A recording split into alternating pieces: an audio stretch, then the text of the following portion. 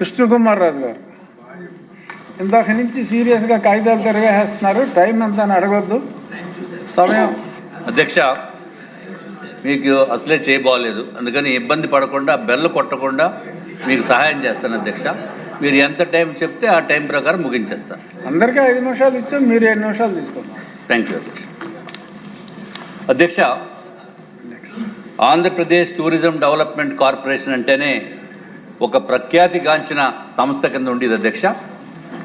సామాన్యుడికి కూడా అందుబాటులో ఉండేటట్టు హరిత రిసార్ట్స్ అని మిగిలిన అన్నీ కూడా అందుబాటులో రేట్లతోటి ఉండేది అధ్యక్ష.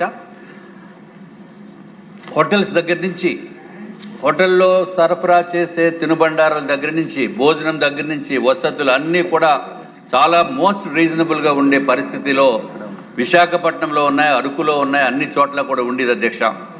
దురదృష్టం ఏంటంటే జగన్మోహన్ రెడ్డి గారు పరిపాలన మొదలైనప్పుడు విశాఖపట్నంలో అంతకుముందు ఋషికొండ రిసార్ట్స్ కింద, ఋషికొండ హోటల్ కింద ఉండే ఆ భవనాల్ని, అత్యంత డబ్బు వచ్చే, ఆదాయం వచ్చే ఆ వనరుల్ని కూడా కంప్లీట్గా సర్వనాశనం చేసిన ఘనత గౌరవ మాజీ ముఖ్యమంత్రి జగన్మోహన్ రెడ్డి గారి అధ్యక్ష.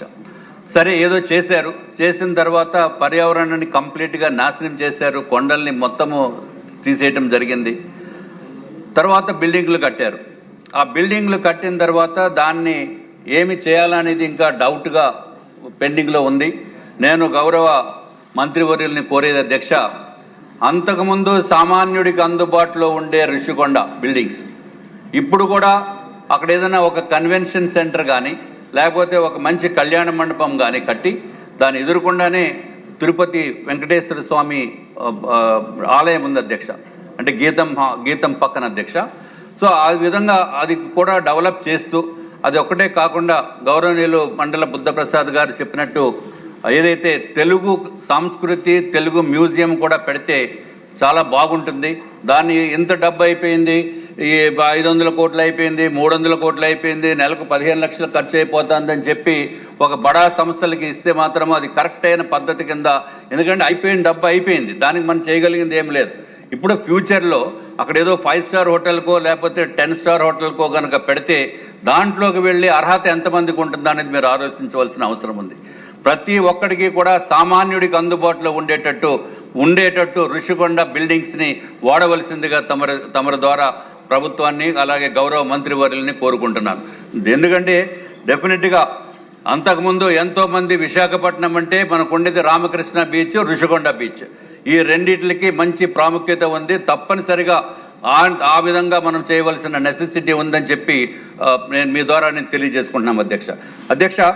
ఏదైతే ఈ టూరిజం గురించి మనకి అత్యంత తక్కువ డబ్బులతోటి ఎక్కువ డబ్బులు సంపాదించేది టూరిజం వ్యవస్థ అధ్యక్ష. కానీ ఎందుకో మరి నాకైతే అర్థం కాదు, చాలా తక్కువ డబ్బు కేటాయించారు అధ్యక్ష, కేవలం 294 కోట్లు. అసలు ఏ మంత్రిత్వ శాఖకి కూడా ఇంత తక్కువ డబ్బు కేటాయించినట్టుగా నాకైతే ఎప్పుడు నేను చూడలేదు అధ్యక్ష. Probably this must be the lowest and I request the రాష్ట్ర ప్రభుత్వాన్ని, ఫైనాన్స్ మంత్రి గారిని కూడా దీని బడ్జెట్ ఇంకా పెంచవలసిన నెసెసిటీ ఉందని చెప్పి తమరి ద్వారా తెలియజేసుకుంటే అధ్యక్ష. టూరిజంలో చాలా ఇంప్రూవ్మెంట్స్ చేయడానికి MOUs ఎంటర్ చేశారు అధ్యక్ష. గౌరవ మంత్రివర్యుల ద్వారా 117 ప్రాజెక్ట్స్కి సుమారు MOUs 20,088 కోట్ల రూపాయలు MOUs ఎంటర్ అయినాయి అధ్యక్ష. చాలా మంచి శుభదాయకం అధ్యక్ష ఇది. దాంట్లో రకరకాల ప్రాజెక్ట్స్, ముఖ్యంగా ఏదైతే హౌసింగ్ కాదు అధ్యక్ష, అంటే హోటల్స్ ఇంప్రూవ్మెంట్ చేయడం గురించి పూర్తి ప్రయత్నం చేస్తున్నారు. తమరి దృష్టికి తీసుకురావాల్సింది ఏంటంటే పొరుగింటి పుల్లకూర ఏదో రుచి అని అంటాం అధ్యక్ష. ఎవడో బయట హోటల్స్ పెడతామని చెప్పి వాళ్ళకి ల్యాండ్లు ఇచ్చి వాళ్ళు పెట్టారో మానేరో అనేది వెరిఫై చేయవలసిన నెసెసిటీ ఉంది. విశాఖపట్నం అంటే ల్యాండ్స్ని దోపిడీ చేద్దామని చెప్పి బ్రహ్మాండంగా చాలామంది తయారైపోతున్నారు అధ్యక్ష. అట్లాగే ఏదైతే ఋషికొండ ప్యాలెస్ బిల్డింగ్స్ ఉన్నాయో దాని వాల్యూ సుమారు 5,000 కోట్ల రూపాయలు ఉంటుంది అధ్యక్ష. 5,000 కోట్ల రూపాయలు ఎవరికో మామూలుగా ఇచ్చేయటం, ప్రైవేటు వ్యక్తులకు ఇవ్వటం అనేది సరైన పద్ధతి కాదని చెప్పి తమరి ద్వారా నేను తెలియజేసుకుంటున్నాం అధ్యక్ష. అట్లాగే అధ్యక్ష, ఏదైతే హోటల్స్ ఏదైతే ఇస్తున్నారో ఇది ఒక్కటే కాకుండా కొన్ని టూరిజం డెవలప్ చేయడానికి జరిగిన విషయాలు కూడా నేను తమరి ద్వారా ప్రభుత్వానికి తెలియజేసుకుంటున్నాం అధ్యక్ష. గౌరవ ముఖ్యమంత్రి వర్యులు నారా చంద్రబాబు నాయుడు గారు అంతకుముందే 2016లోనే ఊహించి అద్భుతంగా విశాఖపట్నాన్ని కూడా డెవలప్ చేయాలనే ఉద్దేశంతో వైజాగ్ ఫిల్మ్ నగర్ కల్చరల్ సెంటర్కి అధ్యక్ష 15 ఎకరాలు కేటాయించారు అధ్యక్ష. జీవో నెంబర్ 282 5/7/2016 అధ్యక్ష. ఆ జీవో ప్రకారం 15 ఎకరాలు ల్యాండ్ కేటాయించి మొత్తము ఒక్కొక్క ఎకరానికి 1,50,000 రూపాయలు చొప్పున 22,50,000 రూపాయలు దానికి ఖర్చు అయింది అధ్యక్ష. ఆ మొత్తం రిక్వైర్మెంట్ కూడా ఆ డబ్బు అంతటికీ కూడా ఆ విఎన్ఎఫ్సిసి వాళ్ళు డబ్బు పే చేశారు అధ్యక్ష. 19/10/2016 నాడు పే చేసినప్పటికీ దురదృష్టవశాత్తు అది బౌద్ధరామం అన్నీ ఉన్నాయని చెప్పి, ఆ బుద్ధుడి స్తూపాలు ఉన్నాయని చెప్పి ఎవరో పిల్లు వేసిన వలన దాన్ని పెండింగ్ పెట్టడం జరిగింది అధ్యక్ష. ఆల్టర్నేటివ్గా మళ్ళీ గౌరవ ముఖ్యమంత్రి వర్యులు GOMS 234 డేటెడ్ 7/3/2019 నాడు అధ్యక్ష మళ్ళీ 5 ఏకర్స్ ల్యాండ్ కేటాయించడం జరిగింది అధ్యక్ష. సర్వే నెంబర్ 426/3 అది carved out of survey number 336 అధ్యక్ష. మధురవాడ విశాఖ రూరల్ మండలంలో జరిగింది అధ్యక్ష. దానికి అప్పుడు జీవో ప్రకారము యాన్యువల్ రెంట్ అధ్యక్ష 2 లక్షలు పెర్ ఇయర్ అధ్యక్ష.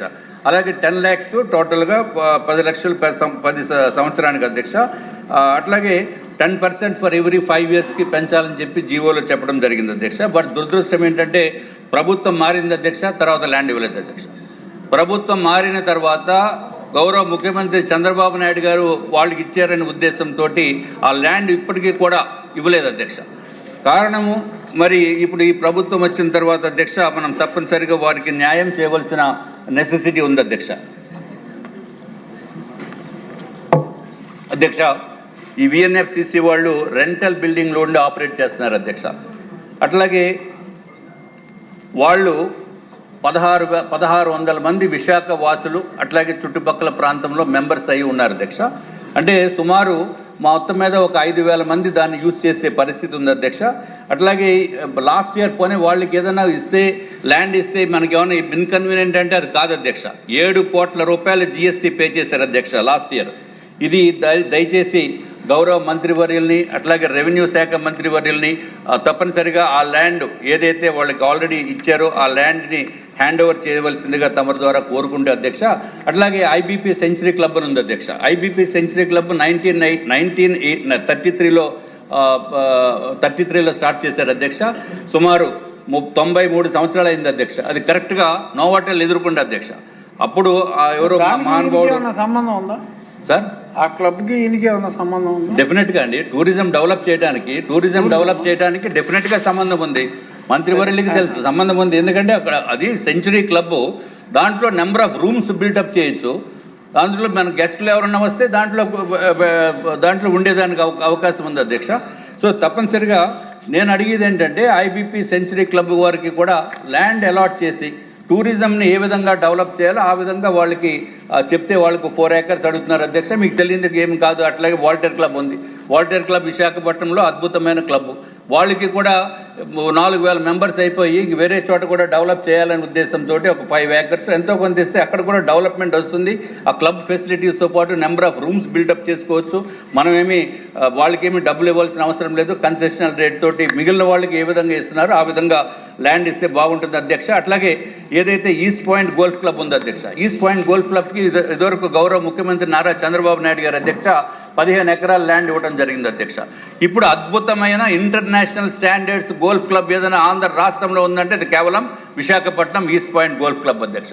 అంటే ఏ విధంగా క్లబ్స్కి కనుక మనం ల్యాండ్స్ ఇస్తే అది మన రాష్ట్ర పరువు ప్రతిష్టలే కాకుండా బయట నుంచి అట్రాక్ట్ చేసి ఇతర దేశాల నుంచి కూడా వచ్చి మనం దాంట్లో వారికి కూడా మనము మంచి సదుపాయాలు ఇచ్చేదానికి అవకాశం ఉంది అధ్యక్ష.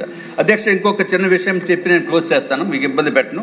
ఎందుకంటే ఈ లాస్ట్ గవర్నమెంట్ ఎందుకు ల్యాండ్ వీళ్ళకి అలాట్ చేయలేదు అని అంటే అప్పుడు చెప్పిన సమాధానాలు ఏంటంటే అధ్యక్ష, జీవో నెంబర్ 234/7/3/2019లో ల్యాండ్ అలాట్ చేశారు అధ్యక్ష 15 ఎకరాలు. దాంట్లో దురదృష్టవశాత్తు ఇక్కడ రాసింది ఏమని రాశారంటే అధ్యక్ష, special CS and chief commissioner of land administration and the district collector west Godavari అని రాశారు అధ్యక్ష. అంటే విశాఖపట్నం బదులు వెస్ట్ గోదావరి అని చెప్పి రాసిన వలన దాని మీద ప్రాసెస్ చేయకుండా ఆగిపోయింది అధ్యక్ష. మీ ద్వారా మరి ఒక్కసారి నేను కోరుకునేది, గౌరవ మంత్రివర్యులను కోరుకునేది, ఆ ఫిల్మ్ నగర్ క్లబ్కి ఆ 5 acres ల్యాండ్ ఏదైతే ఇయర్ మార్క్ అయిపోయి డబ్బులు కట్టేసి 2016లో 22.5 లక్షలు పే చేసి ల్యాండ్ లేకుండా అలా ఖాళీగా అద్దెంట్లలో ఉంటూ చేస్తున్నది, ఇది కరెక్ట్ కాదు అధ్యక్ష. మన మన మన ప్రభుత్వానికి కూడా మంచి పేరు వస్తుంది. తప్పనిసరిగా త్వరితగతిన ఆ ల్యాండ్ వాళ్ళకి అలాట్ చేయవలసిందిగా మేము కోరుకుంటున్నాం అధ్యక్ష. అలాట్మెంట్ అయిపోయింది అధ్యక్ష, ఓన్లీ హ్యాండింగ్ ఓవర్ చేయాలంతే. దయచేసి ఇది సింపుల్ ప్రాసెస్. మంత్రివర్యులు కోరుకుంటూ మరింత అభివృద్ధి చెందాలి విశాఖపట్నం. ఇందాక గౌరవ సభ్యులు చెప్పారు 20 సంవత్సరాల్లో అమరావతి బ్రహ్మాండంగా అభివృద్ధి అవుతుందనేది. కానీ ఇటువంటి మంచి పనులు చేస్తే విశాఖపట్నం అయితే మాత్రం నెంబర్ 1 స్థానంలో ఉంటుంది. 5 yearsలోనే అభివృద్ధి అవుతుందని చెప్పి తమరి ద్వారా తెలియజేసుకుంటూ, మీకు బెల్ కొట్టకుండా అవకాశం ఇబ్బంది కలిగించకుండా చేసినందుకు మీరు కూడా నాకు కొంచెం ఏదైనా అప్రిషియేట్ చేస్తారేమో అని అనుకుంటూ సెలవు తీసుకుంటున్నాం. డెఫినెట్గా ఇబ్బంది పెడతారు అనుకున్నంత ఇబ్బంది పెట్టినందుకు ధన్యవాదాలు. ఇప్పుడు